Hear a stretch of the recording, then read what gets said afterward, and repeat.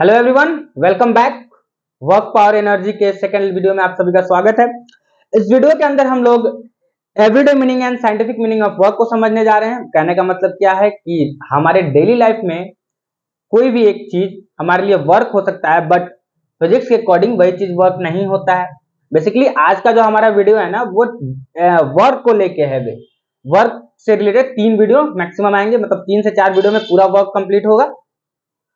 उसके बाद हम लोग एनर्जी को फिर पावर को एकदम डिटेल में पढ़ने वाले हैं, ठीक है।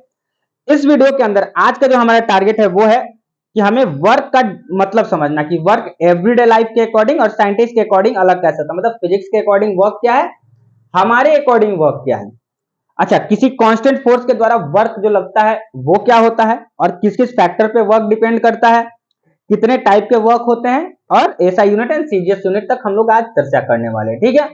तो शुरुआत करते हैं आज सबसे पहले एवरीडे मीनिंग एंड क्या साइंटिफिक मीनिंग ऑफ वर्क। समझते हैं क्या होता है कि हमारा। अच्छा, इससे पहले वाला जो वीडियो था वो बेसिकली ट्रिग्नोमेट्री से रिलेटेड था। तो ट्रिग्नोमेट्री का अगर यूज इस वीडियो में नहीं हो रहा है तो इसका मतलब ये नहीं है कि वो कहीं यूज ही नहीं होगा। कि इस चैप्टर के अंदर वर्क पावर एनर्जी के अंदर ट्रिग्नोमेट्री यूज होगा 100%, क्योंकि वर्क का फॉर्मूला एक ये भी होता है एफ एस कॉस थीटा। दूसरा चीज, एक बड़ा इंपॉर्टेंट चीज बता रहे हैं, कहीं कहीं अगर मैं क्लियरली बताऊं W इज इक्वल्स टू ये सही होता है, या फिर W इज इक्वल्स टू ये सही है। दोनों में बहुत बड़ा डिफरेंस है, ठीक है। फिजिक्स के अकॉर्डिंग वर्क का फॉर्मूला जो होता है वो होता है ये वाला, W equals to F dot S, है ना। इसको डॉट बोलते हैं, और फिजिक्स में इस होता है F क्रॉस एक्स। बट हमारे डेली लाइफ में लोग जनरली क्या करते हैं, क्रॉस में मल्टीप्लाई हो गया, डॉट भी लिख दो तो 3.4 मतलब 12 हो गया, 3 क्रॉस 4 मतलब 12 हो गया। बट फिजिक्स में ऐसा नहीं है। फिजिक्स में जब हम लोग वेक्टर पढ़ेंगे तो वहां पे पढ़ेंगे डॉट प्रोडक्ट, और वहां पे पढ़ेंगे क्रॉस प्रोडक्ट। समझ आया? तो वहां से फिर हमें समझ में आएगा कि ये वर्क के फॉर्मूला में डॉट प्रोडक्ट क्यों आता है, वर्क के फॉर्मूला में डॉट क्यों आता है, क्रॉस क्यों नहीं आता है। बट फिलहाल के लिए मैं अगर कहीं डॉट और क्रॉस में इधर उधर लिख दूं तो उसके लिए टेंशन नहीं लेना है, होगा ये डॉट ही, ठीक है। चलिए, ये भी बताऊंगा ये क्यों होता है, डॉट होता क्या है बेसिकली। चलिए देखिए, तो आज हम लोग समझते हैं सबसे पहले क्या टारगेट है हमारा आज का। क्या है, सबसे पहला टॉपिक है everyday meaning and scientific meaning of work. चलिए देखिए, एवरीडे मीनिंग ऑफ वर्क क्या होता है। Every day meaning of work,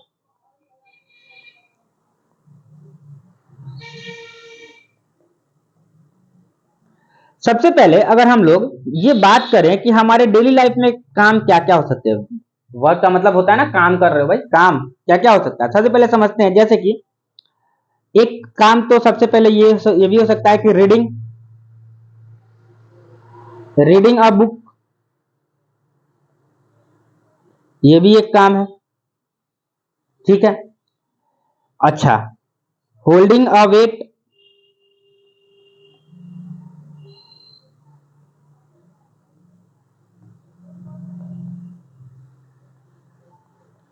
holding a weight, ठीक है। अच्छा, holding a weight without moving,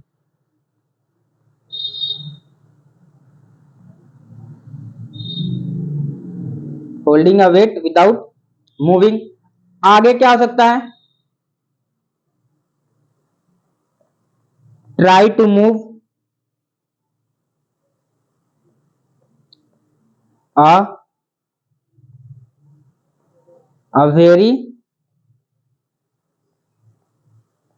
huge rock. For example, इन तीनों को हम एक्सप्लेन करते हैं। डेली क्या होता है, रीडिंग अ बुक, बैठे हुए हैं और किताब पढ़ रहे हैं, तो मम्मी बोले कुछ तो काम कर रहा है, चलो ठीक है कुछ तो काम कर रहा है। टीवी देखना भी एक काम है कि नहीं है, खाना खाना भी एक काम है ना। सोना भी एक काम है, सोचना भी एक काम है, पढ़ना भी एक काम है। हमारे फिजिक्स में सारा एक, मतलब हमारे डेली लाइफ में सारा एक काम, सारा चीज काम है।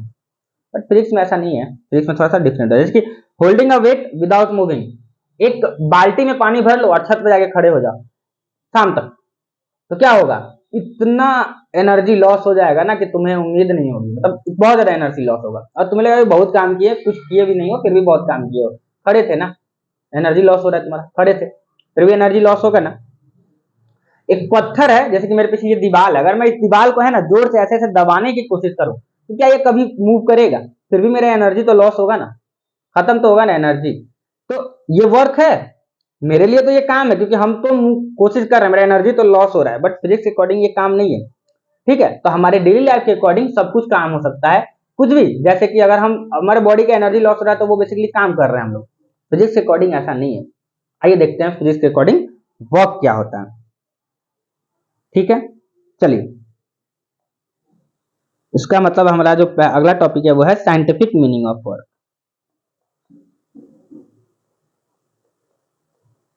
Scientific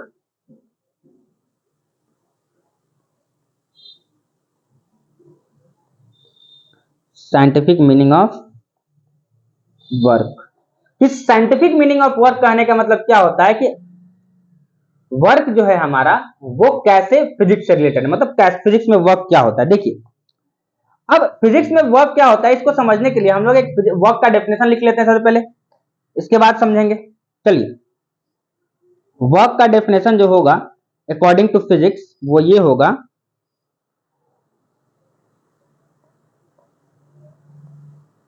work is said to be done when object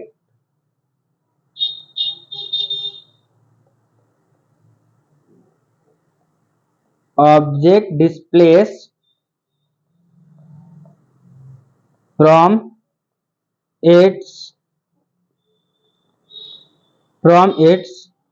position in the direction of force, in the direction of force. ये बात समझ में आया कि फिजिक्स के अकॉर्डिंग वर्क क्या होगा। तो वर्क होगा, work is said to be done when object displace from its position in the direction of force.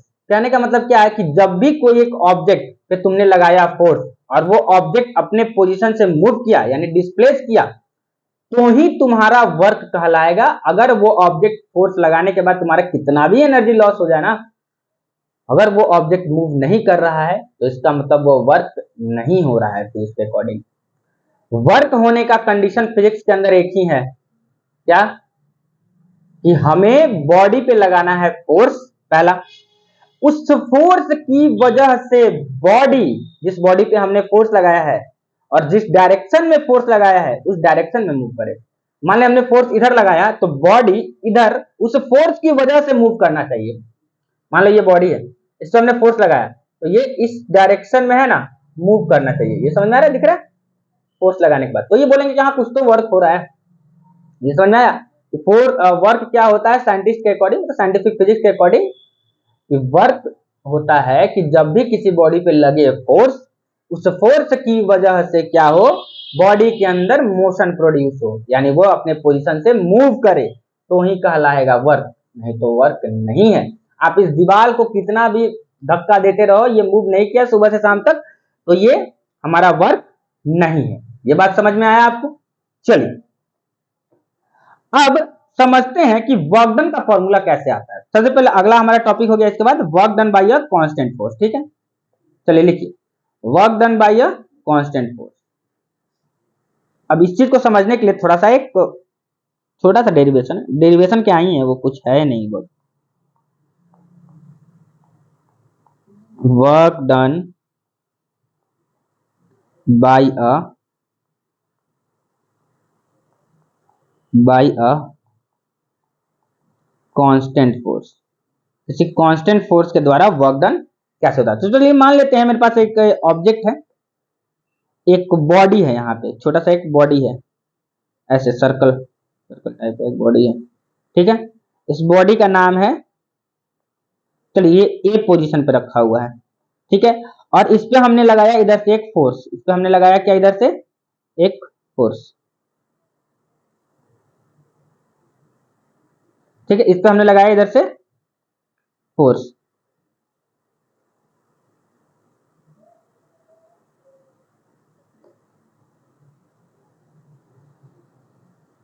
चलिए,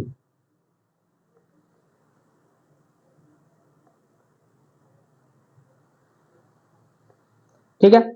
अब अगर इधर से इस पे लगेगा फोर्स, तो फोर्स की वजह से क्या प्रोड्यूस होता है, मोशन। तो ये बॉडी थोड़ा मूव करेगा, और ये मूव करते करते करते कहां पहुंच गया, मान लेते हैं बी पोजीशन पे पहुंच गया। कहां पहुंच गया, ये पहुंच गया हमारा बी पोजीशन पे, ठीक है। ये पहुंच गया हमारा बी पोजीशन पे। अच्छा, बॉडी ए पर एफ फोर्स लगाने के बाद, बॉडी यहां पे देखिएगा ध्यान से, बॉडी ए पर एफ फोर्स लगाने के बाद वो पहुंच गया बी पर। इसके बीच में उसने डिस्टेंस कितना ट्रेवल किया, चलो मान लेते हैं इसके बीच में उसने डिस्टेंस ट्रेवल किया टोटल एस, टोटल एस। तो हमारा जो वर्क होगा ना इस केस में, वो होगा work is equals to force dot displacement. आप मतलब यहां पे डायरेक्टली हम ये लिख देते हैं, force cross force into displacement, force into displacement, ठीक है। अब समझ में आया। वर्क डन का फॉर्मूला हमें मिला यहां से, work is equals to force into displacement, और हम इसको क्या कर देते हैं, थोड़ा सा हाईलाइट कर देते हैं, तो कलर चेंज कर देते हैं।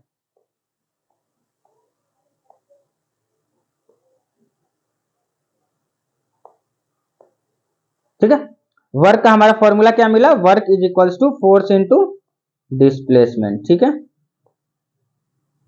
चलिए अब बात करते हैं, अब इतना तो समझ में आया कि वर्क का फॉर्मूला कैसे है। मान अभी बार फिर से एक्सप्लेन करते हैं इसको। मान लेते हैं मेरे पास कोई एक बॉडी एक बॉडी है जो कि ए जगह ए पे रखा हुआ है, दूसरा बॉडी है, इसी बॉडी पे हमने लगाया इधर से फोर्स, जिस कारण से वो एस डिस्टेंस ट्रेवल किया। भाई फोर्स लगाया था, कुछ आगे मूव किया ना, मूव करने के बाद वो बी पोजीशन पे पहुंच गया, ठीक है। तो इस केस में हमारा वर्क हुआ फोर्स इनटू डिस्प्लेसमेंट, समझ में आया।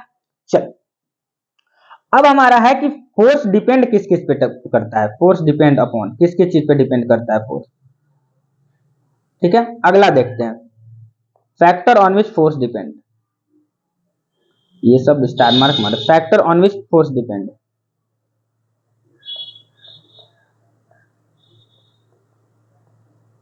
फैक्टर ऑन विच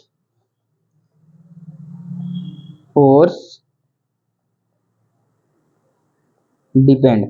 सबसे पहला फैक्टर देखिए, sorry factor on which force नहीं, factor on which work depend ना, sorry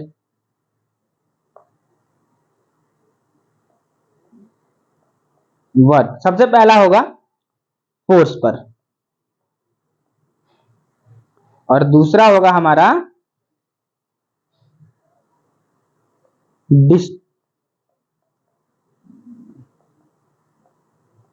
distance moved in the direction of force,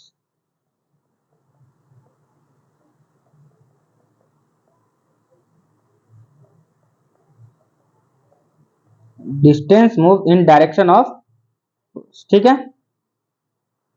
कहने का मतलब क्या है कि जो हमारा वर्क है वो दो चीजों पे डिपेंड करता है। सबसे पहला है कि फोर्स पर, और दूसरा है distance move in the direction of force. ये वर्क पे कैसे, फोर्स पे कैसे डिपेंड करता है, देखिए जितना ज्यादा फोर्स लगाएंगे, हमने फोर्स लगाया उतना ज्यादा वर्क होगा।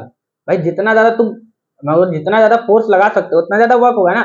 मान लेते तुम्हारे पास, तुम मूव नहीं कर सकते हो, ये क्रेन फोर्स ज्यादा लगाएगा, तो क्रेन तो इसको हटा सकता है ना एक जगह दूसरे पर, क्रेन ने फोर्स ज्यादा लगाया तो वर्क वो ज्यादा करेगा। तो जो जितना ज्यादा फोर्स लगाएगा वो उतना ज्यादा वर्क करेगा, ठीक है। तो यहाँ पे हम ये लिख सकते हैं कि वर्क जो होता है वो डायरेक्टली प्रोपोर्शनल होता है फोर्स के। दूसरा distance move in the direction. अब मान लेते हैं कि हमने फोर्स लगाते गए, वो मूव ही नहीं कर रहा है, वो ज्यादा मूव नहीं कर रहा है, 1 मीटर 1 सेंटीमीटर 10 सेंटीमीटर मूव करके रख जा रहा है, 1 मीटर मूव कर जा रहा है, ज्यादा मूव नहीं कर रहा है। तो वो डिपेंड इस चीज पे भी तो करता है ना कि वो डिस्टेंस कितना मूव किया है, जिस डायरेक्शन में फोर्स लग रहा है ना।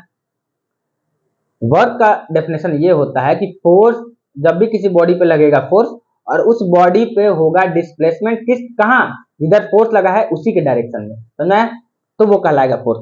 जिस डायरेक्शन में फोर्स लगा, इसका मतलब जो हमारा वर्क होगा वो डायरेक्टली प्रोपोर्शनल होगा डिस्टेंस के, है ना, एस से मतलब डिस्प्लेस, जितना डिस्प्लेस हुआ वो, समझ में आया। चलिए ये हो गया हमारे कि कितने किस किस फैक्टर पे वर्क हमारा डिपेंड करता है। अगला है हमारा, देखिए ये हमने हमने जस्ट अभी क्या पढ़ा है, हमने जस्ट अभी पढ़ा ये हो गया constant force factor on etch work. अब है हमारा positive work, negative work, zero work, types of work. चलिए देखिए टाइप्स ऑफ वर्क में हम लोग सबसे पहले समझते हैं पॉजिटिव वर्क, नेगेटिव वर्क और zero work. Types of work,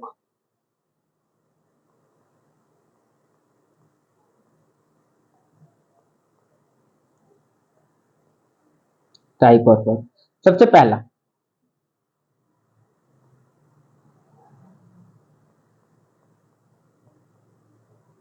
positive work. तो एक काम करते हैं ना, सबसे पहले हम लोग वर्क का फॉर्मूला लिख लेते हैं। क्या होता है वर्क का, हम लोग फॉर्मूला लिख लेते हैं, ठीक है। ब्रैकेट में लिखते हैं W is equals to force into displacement, ठीक है,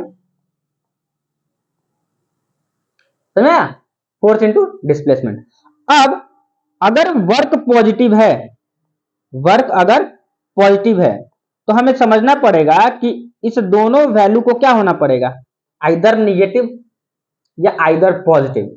मान लेते हैं कि अगर वर्क हमें पॉजिटिव है, ये अगर हमारा पॉजिटिव आ रहा है, वर्क पॉजिटिव आ रहा है, यानी कि वर्क फोर्स और डिस्प्लेसमेंट पे डिपेंड करता है, तो इसको भी पॉजिटिव होना पड़ेगा, इसको भी पॉजिटिव होना पड़ेगा।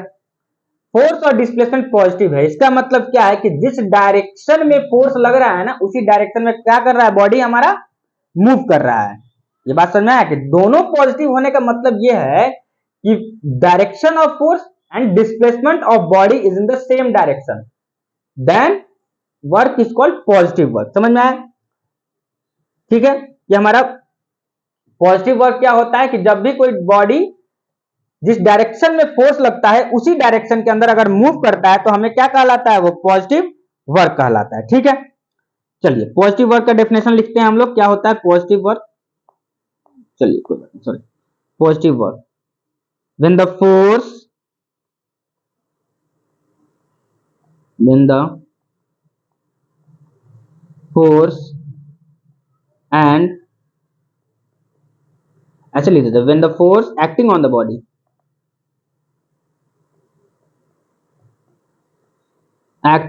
body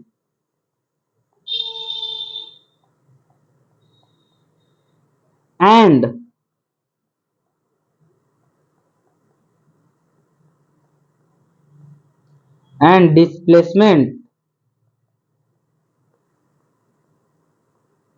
displacement produced due to force are in the same direction, are in the same direction, are in the same direction, then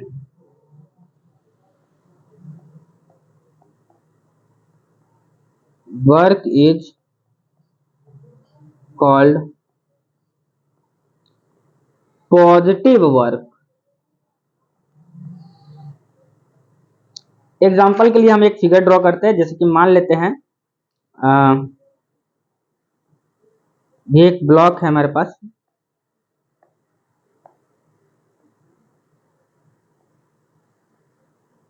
ठीक है,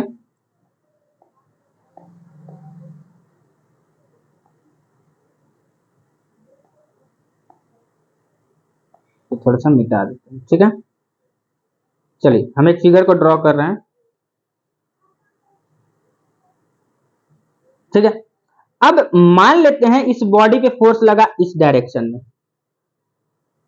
ऐसे, है ना, और ये मूव कर दिया, ए पोजीशन पे था पहले और वो मूव किया इस डायरेक्शन में, मतलब डिस्प्लेसमेंट। देखो फोर्स का डायरेक्शन और डिस्प्लेसमेंट का डायरेक्शन सेम दिख रहा है, फोर्स और डिस्प्लेसमेंट दोनों सेम डायरेक्शन में है, तो हम क्या बोलेंगे, पॉजिटिव वर्क। तो ये हो गया हमारा पॉजिटिव वर्क। ये चीज समझ में आया कि जिस डायरेक्शन में फोर्स लग रहा है उसी डायरेक्शन में अगर बॉडी मूव कर रहा है तो हम कहते हैं कि वर्क कैसा हो रहा है, पॉजिटिव वर्क हो रहा है। ठीक है, चलिए अगला देखते हैं निगेटिव वर्क। क्या है हमारा निगेटिव वर्क। दूसरा है हमारा पॉजिटिव वर्क के बाद निगेटिव वर्क।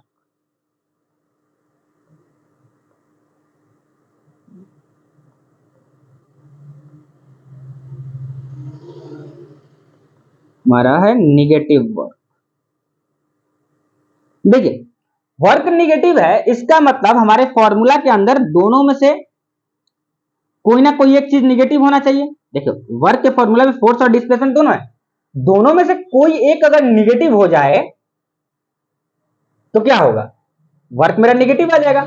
फोर्स निगेटिव तो नहीं लगाते, निगेटिव -40 न्यूटन का फोर्स तो नहीं लगाते, डिस्प्लेसमेंट निगेटिव इसमें हो सकता है, इस केस में डिस्प्लेसमेंट निगेटिव हो सकता है। अब डिस्प्लेसमेंट निगेटिव होने का मतलब क्या हुआ कि जिस डायरेक्शन में आप फोर्स लगा रहे हो ना, बॉडी उस डायरेक्शन में क्या कर रहा है, मूव ही नहीं कर रहा है, उसके अपोजिट डायरेक्शन में मूव कर रहा है। समझाऊंगा मैं कैसे हो रहा है। निगेटिव वर्क करने का मतलब क्या होता है, चलिए देखिए निगेटिव वर्क कहने का मतलब क्या होता है, यहां पे लिखते हैं इसमें। When a force acting on the body, when the force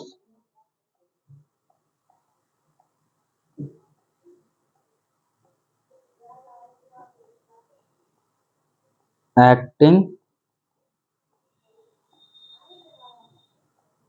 on the body and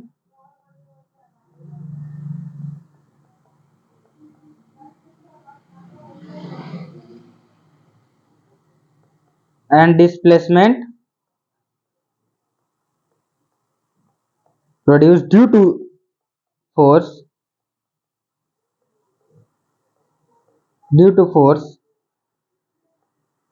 are in opposite direction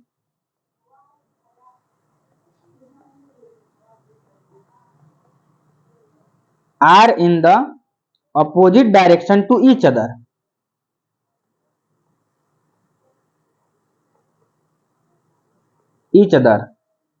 then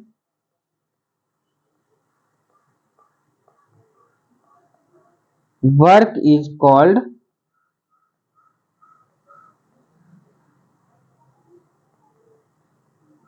negative work. समझे कि जिस डायरेक्शन में फोर्स लग रहा है ना, उस डायरेक्शन के अपोजिट क्या हो रहा है, बॉडी मूव कर रहा है। For example daily life example समझते हैं इस चीज को, हम डेली लाइफ एग्जाम्पल से, जैसे कि देखिए मान लेते हैं मेरे पास कोई एक ब्रिज देखे आपने, ऐसा इस टाइप का ब्रिज, एक ब्रिज हम ड्रॉ करते हैं यहाँ पे समझाने के लिए। मान लेते हैं ये एक हमारे पास एक ब्रिज है,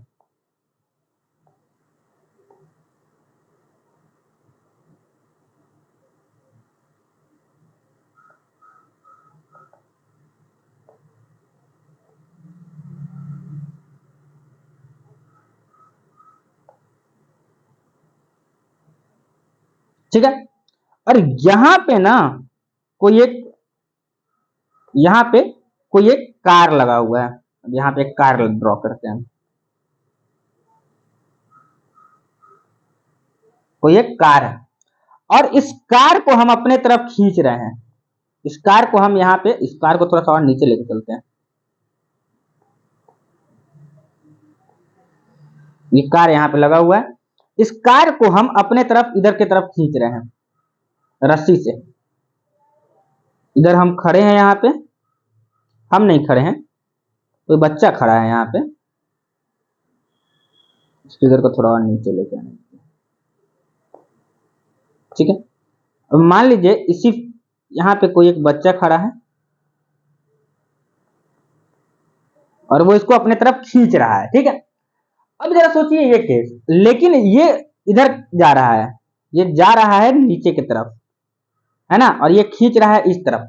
अब इस सिचुएशन को इमेजिन करके देखते हैं डेली लाइफ, जैसे कि मान लेते एक ओवर ब्रिज है, ऐसे ब्रिज के जिधर से नीचे जाया जाता है वहां पे एक ट्रक खड़ा है और 10 लोग मिलकर उस ट्रक को पीछे की तरफ खींच रहे हैं, बैकवर्ड में, बट ट्रक नीचे की तरफ जा रहा है, नीचे की तरफ हमने खींच रहे हैं पीछे की तरफ, बस ट्रक जो ढलान पे खड़ा है ना, ऐसे इंक्लाइन पे खड़ा है, तो वो उसकी वजह से नीचे जा रहा है, तो हमने फोर्स लगाया पीछे की तरफ, ठीक है, बट वो जा रहा है नीचे की तरफ, तो फोर्स इधर लग रहा है तो डिस्प्लेसमेंट इधर हो रहा है ना, फोर्स इधर लग रहा है, डिस्प्लेसमेंट इधर हो रहा है, अपोजिट डायरेक्शन में, तो ये हो गया निगेटिव वर्क। फोर्स के डायरेक्शन के जस्ट अपोजिट अपोजिट में क्या हो रहा है, डिस्प्लेसमेंट हो रहा है। समझ में आया, ये बात समझ में आया कैसे होगा? इस फिगर को उठा के कहीं डाल दूं, यहां पे छोटा करते हैं इसको, थोड़ा सा छोटा कर देते हैं इसको, फिगर को थोड़ा सा छोटा करके यहां पे डाल दिया जाए, नेगेटिव वर्क, ठीक है। और ये फिगर से सबसे अच्छा, ये फिगर ना ड्रॉ, ये तो समझाने के लिए ड्रॉ किया गया, आप एक फिगर ये ड्रॉ कर सकते हैं नोट्स के अंदर, जो कि है ये वाला। मान लेते हैं कि ये एक बॉडी है मेरे पास इस टाइप का कोई, इस पे हमने फोर्स लगाया इधर की तरफ फोर्स लगाया, ठीक है, और बॉडी मूव कर रहा है इधर की तरफ, तो लिख लेंगे फोर्स हमने लगाया है F और डिस्प्लेसमेंट हो गया है S। इस फिगर को हम कॉपी में ड्रॉ करेंगे तो ये ज्यादा कन्वीनियंट लगेगा समझने में। F और S का डायरेक्शन दोनों क्या है, अलग है, ठीक है। इसको भी थोड़ा छोटा कर देते हैं और यहाँ पे डाल देते हैं इसको उठा के, ठीक है। चलिए ये बात समझ में आया कि positive work, negative work, zero work क्या हो। अब जीरो वर्क कब समझ आते हैं, सॉरी जीरो वर्क नहीं समझाया गया, जीरो वर्क अब समझाते हैं कि पॉजिटिव वर्क हो गया, नेगेटिव वर्क क्या हुआ, जीरो वर्क, थर्ड नंबर, ठीक है। चलिए जीरो जीरो वर्क, अब देखिए जीरो वर्क बेसिकली होगा थीटा पे डिपेंड करता है, W=Fs cos थीटा, लेकिन हम लोग उसके बारे में बात कर रहे हैं, cos 90 ये सब के बारे में भी बात नहीं करने वाले हैं। cos 90 वैल्यू याद करिए कितना होता है, उसके बारे में बात नहीं कर रहे, अभी एंगल वाला हम कुछ चर्चा ही नहीं कर रहे हैं, अभी बेसिकली W=Fs पे हम लोग बात करें। Fs cos थीटा अभी नहीं आया है, Fs cos थीटा अगले वीडियो में आएगा, इस वीडियो के बाद, ठीक है, वो एंगल पे कैसे डिपेंड करता है ये बॉडी हमारा, ठीक है। चलिए अब समझते हैं जीरो वर्क होता क्या। तो देखिए वर्क के अगर फॉर्मूला को हम लोग ध्यान से देखा जाए तो वर्क के फॉर्मूला है फोर्स इंटू डिस्प्लेसमेंट, तो ये जीरो एक ही केस में हो सकता है, या तो दोनों में से कोई एक जीरो हो जाए या तो दोनों जीरो हो जाए। मतलब आपने फोर्स भी नहीं लगाया, बॉडी मूव भी नहीं कर रहा, फोर्स लगाया ही नहीं तो बॉडी मूव कहां से करेगा। तो मान लेते हैं हमने फोर्स लगाया, इस फोर्स को हमने लगा देते हैं, फोर्स लगाने के बाद बॉडी मूव ही नहीं करे, इसका मतलब क्या है, when force applied on a body but body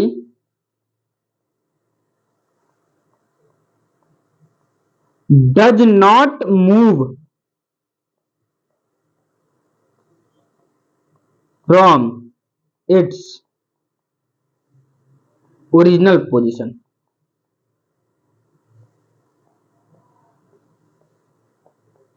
then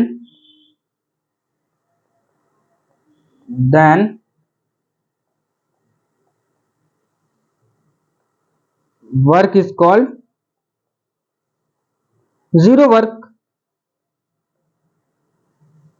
simple सी बात है, वर्क को हम लोग क्या बोलेंगे इस केस में, जीरो वर्क, कुछ काम ही नहीं किया, बेरोजगार नल्ला दम, कोई काम नहीं, है ना। चलिए मतलब ये तो वही केस हो गया ना डिस्प्लेसमेंट वाला, मतलब आप मम्मी बोली कि सब्जी लेके आओ, तुम गए मार्केट से पूरा घूम घाम के आ गए, और भाई बोला जीरो डिस्प्लेसमेंट किया, वापस गया घूम के आया जीरो डिस्प्लेसमेंट, मम्मी कोई काम ही नहीं किया। मम्मी को हम समझाए कि डिस्टेंस और डिस्प्लेसमेंट अलग अलग होता है, समझ में आया बात। तो बेसिकली वर्क, जीरो वर्क कहने का मतलब क्या होता है, आपने पूरा इस दीवार को हिलाने के लिए पूरा जोर लगा दिया, खाया पिया सब खत्म, यानी खाना सुबह खाना खाया और इस पे लग गए, है ना, लेकिन हुआ कुछ नहीं, ठीक है। चलिए तो ये हो गया हमारा खाया, वो कहावत है ना, खाया पिया कुछ नहीं, गिलास थोड़ा बड़ा आना, इस टाइप का कुछ कहावत है। चलिए देखते हैं अब हमारा जीरो वर्क जो हो गया है, इसके बारे में अब आगे समझते हैं कि वर्क कितने टाइप के होते हैं, हम लोग ये समझ लिए। ठीक है, अब हम लोग basically SI unit of work पे चलते हैं कि एसआई यूनिट क्या होता है। बेसिकली इससे पहले कुछ कुछ इंपॉर्टेंट चीज समझ लेते हैं। ठीक है, चाहे पहले एसआई यूनिट पे ही डिस्कस कर लेते हैं, फिर हम लोग कुछ इंपॉर्टेंट पॉइंट समझेंगे वर्क से रिलेटेड। ठीक है, यूनिट ऑफ वर्क पे चलते हैं हम लोग। Unit of work,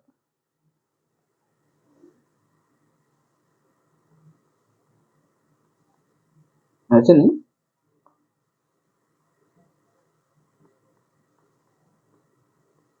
unit of work.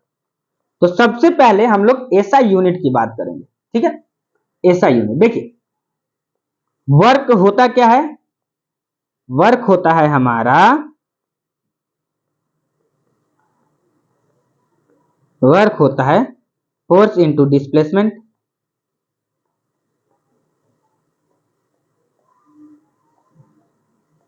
Force का ऐसा यूनिट क्या होता है, न्यूटन, डिस्प्लेसमेंट का मीटर, तो वर्क का ऐसा यूनिट हो जाएगा न्यूटन मीटर। सिंपल सी बात, क्लियर है। वर्क का ऐसा यूनिट क्या हो जाएगा, न्यूटन मीटर। अच्छा, ये तो ऐसा यूनिट हो गया, लेकिन इसी का दूसरा नाम क्या बोलते हैं हम लोग, क्या बोलते हैं हम लोग, जूल बोलते हैं। क्या बोलते हैं, जूल। तो बेसिकली ऐसा यूनिट होता है हमारा जूल। क्या होता है, जूल। ऐसा यूनिट होता है हमारा क्या, जूल होता है। ठीक है, अब बात करते हैं थोड़ा सीजीएस यूनिट की। ठीक है, अच्छा ठीक है, अभी हम लोगों ने ऐसा यूनिट के बारे में पढ़ा ना, चलिए इसको थोड़ा सा इस साइड मूव करते हैं। ठीक है, ऐसा यूनिट होता है जूल। अगर हमसे कोई कहता है कि डिफाइन करिए वन जूल को, डिफाइन करिए वन जूल को, बेसिकली ये क्वेश्चन पूछता है, या तो स्कूल के यूनिट टेस्ट में हो, हाफ ईयरली एग्जाम में अगर ये चैप्टर पढ़ा दिया गया हो तो, और नहीं तो फाइनल एग्जामिनेशन में, मतलब ये सारा डेफिनेशन पूछने के चांसेस जो होते हैं वो बहुत ज्यादा होते हैं। ठीक है, चलिए देखिए, अगर हमसे कोई कह रहा है कि एक जूल को डिफाइन कर दिए, तो आज एक ट्रिक बताता हूं, उस ट्रिक को बस याद करेंगे, उस ट्रिक को समझेंगे, याद नहीं करेंगे, समझना है उस चीज को कि उसे करना कैसे है, होता कैसे है। बेसिकली देखिए, किसी भी ऐसा यूनिट को डिफाइन करने के लिए सबसे पहले हमको क्या करना होता है, पता करना होता है वो ऐसा यूनिट है किसका। तो हमें डिफाइन क्या करना है, जूल को। तो पता, सबसे पहले क्या पता करते हैं कि जूल ऐसा यूनिट किस चीज का है, वर्क का। पता चल गया पहला। दूसरे में हमको क्या करना है, वर्क का फॉर्मूला लिख देना है। तो लो, वर्क का हमने फॉर्मूला लिख दिया। वर्क होता है फोर्स इंटू डिस्प्लेसमेंट। अब यहां पे समझा रहे हैं थोड़ा इधर से, वर्क होता है फोर्स इंटू डिस्प्लेसमेंट, CEMENT। ठीक है, अब सबका क्या करना है, हमें सबका यूनिट को नीचे लिख देना है। वर्क का यूनिट क्या होता है, जूल। फोर्स का क्या होता है, न्यूटन। मल्टीप्लाई है तो मल्टीप्लाई, डिवाइड अगर जैसे कि डिवाइड आ रहा है किसी के फॉर्मूला में तो डिवाइड पर डिवाइड लिखना है। डिस्प्लेसमेंट का होता है मीटर। अब सबके पीछे चुपचाप कुछ नहीं करना है, चुपचाप 1 लगा देना है। क्या लगा देना है, 1 लगा देना है, एकदम दिमाग नहीं लगाना है। 1 joule is equals to 1 newton into 1 metre. पता हो गया, यानी कि 1 जूल मेरा आया 1 न्यूटन इंटू 1 मीटर। समझ में आया। और इस चीज को थोड़ा सा हाईलाइट कर दिया जाए। बेसिकली हमारा 1 जूल जो है वो है 1 न्यूटन इंटू 1 मीटर। समझ में आया। चलिए, अब बेसिकली इतना लिखने से काम नहीं चलेगा हमारा, हमें क्या करना होता है, हमें इस चीज को स्टेटमेंट के फॉर्म में लिखना पड़ता है। तो दिखाई दे रहा है ना कि ये देखिए यहाँ पे, ये न्यूटन क्या है, न्यूटन क्या है, न्यूटन क्या है, फोर्स है, और मीटर क्या है, डिस्प्लेसमेंट। सिंपल सी बात बोलेंगे, when a force of 1 Newton act on an object and the object displaces by 1 meter, then work is said to be done, work is said to be 1 joule. 1 joule of work is done when a force of 1 newton produce a displacement of 1 metre. इस चीज को लिख देते हैं हम, ठीक है, clearly लिख देते हैं। यहाँ पे छोटे से कहीं पे कोना में लिख दिया जाए इसको, इस चीज को थोड़ा सा और एडजस्ट किया जाए। वर्क वर्क चीज को थोड़ा सा इधर मूव करा दिया जाए, थोड़ा सा इधर नीचे, और इसको इधर लेके आके रख देते हैं।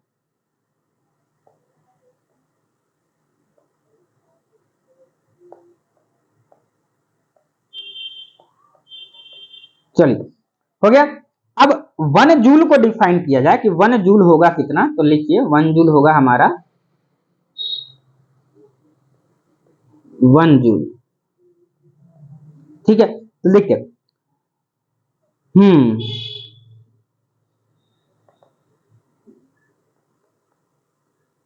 1 joule of 1 joule of work is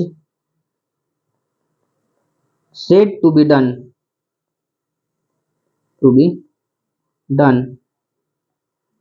when a force of 1 newton displace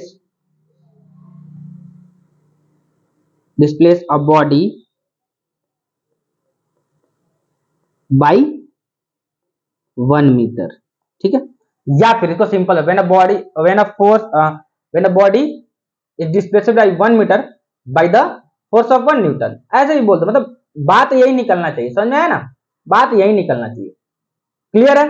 तो 1 न्यूटन को 1 जूल को हमने डिफाइन किया। यूनिट ऑफ वर्क में हमने एसआई यूनिट की बात की सबसे पहले। अब थोड़ा सीजीएस यूनिट पे भी चलते हैं हम लोग, ठीक है। सीजीएस यूनिट देखिए, सीजीएस यूनिट जो होता है ये क्या होता है हमारा, अर्ग, क्या होता है, अर्ग होता है। CGS unit of work, CGS unit of work, CGS unit of work, ठीक है। तो सीजीएस यूनिट ऑफ वर्क होता है अर्ग, देखिए CGS unit of work is अर्ग, ERG, इसको अर्ग पढ़ते हैं, ठीक है। अब जरा देखिएगा 1 अर्ग की हम लोग बात अगर करेंगे तो 1 अर्ग हो जाएगा, क्या होता है जरा बताइए, ये हो जाएगा 1 डायन, भाई एक डायन, वो डायन चुड़ैल वाला डायन नहीं भाई, हाँ, इंटू 1 सेंटीमीटर। जरा इस चीज को दिमाग लगाते हैं, ये आया कैसे, देखिए वर्क का फॉर्मूला होता है फोर्स इंटू डिस्प्लेसमेंट, फोर्स का सीजीएस यूनिट होता है क्या, डायन, फोर्स का सीजीएस यूनिट होता है डायन, और डिस्प्लेसमेंट का सीजीएस यूनिट होता है सेंटीमीटर में। तो दोनों का सीजीएस यूनिट को रख दिए और डिफाइन कर दिए, 1 अर्ग इज इक्वल टू 1 डायन इंटू 1 सेंटीमीटर। अगर कोई बोलता है कि डिफाइन करिए 1 अर्ग को, सिंपल सी बात है, 1 erg of work is done 1, देखिए यहाँ पे अगर हमको कोई बोलता है ना कि 1 अर्ग को डिफाइन करना है, तो हम बोलेंगे 1 erg of work is said to be done when a force of 1 dian displace a body through 1 centimeter, when a force of 1 dian displace a body through 1 centimeter, then it is called 1 अर्ग।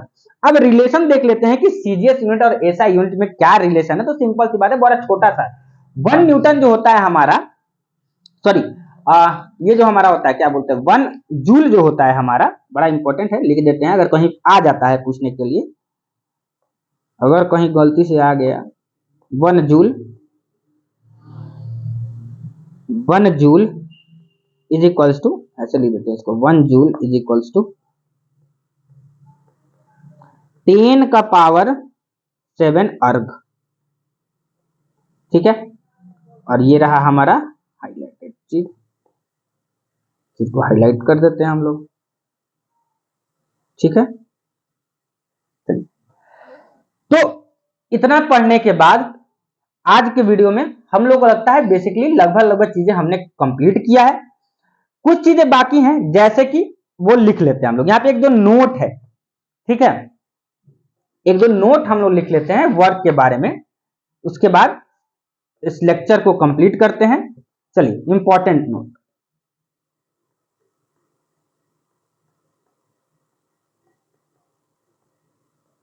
Important note. पहला,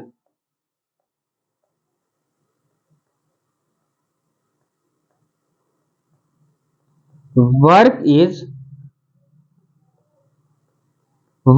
defined for an interval of displacement, for an interval of displacement।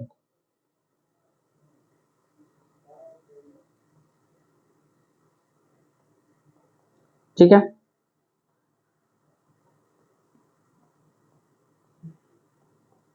there is no term like instantaneous work,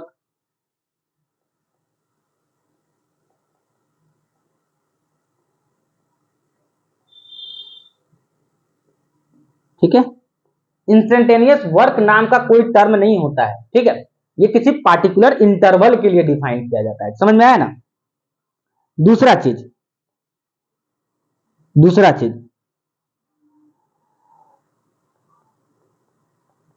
effect of work is change in kinetic energy. ये आगे हम लोग पढ़ेंगे, ठीक है। Change in kinetic energy, अगर कहीं किसी बॉडी पे वर्क हो रहा है तो उसके काइनेटिक एनर्जी में जरूर चेंज आएगी। ये हम लोग एनर्जी में पढ़ेंगे, एनर्जी में काइनेटिक एनर्जी क्या होता है उसके बाद हम लोग पढ़ेंगे, ठीक है। Of the particle of the system बोल देते हैं, ऑफ द सिस्टम, ठीक है। चलिए बस इतना ही रहने देते हैं आज के लिए। तो आज के वीडियो में इतना ही। बेसिकली एक इंपॉर्टेंट मैसेज है कि ये कि किसी बच्चे ने सजेस्ट ये किया था कि वीडियो के एंड में कुछ क्वेश्चंस दिया जाए, ठीक है। तो इस वीडियो में बेसिकली जो हमारा क्या होता है ना कि नोट्स जो होता है ना वो नीचे मिलेगा आपको डिस्क्रिप्शन बॉक्स में। सेम वहीं पे आज के लेक्चर से रिलेटेड 4-5 क्वेश्चन भी आपको वहीं मिलेगा। आपको क्या करना है, 1 2 3 4 5 जितने भी हो उसका आंसर आपको बताते जाना है कमेंट बॉक्स में, या तो आप अपने कॉपी में उस चीज को लिखिए। अगले क्लास में जब उसका डिस्कस करेंगे तो आप वहां से मैच कीजिएगा कि ये आंसर सही है या नहीं है। Thank you so much.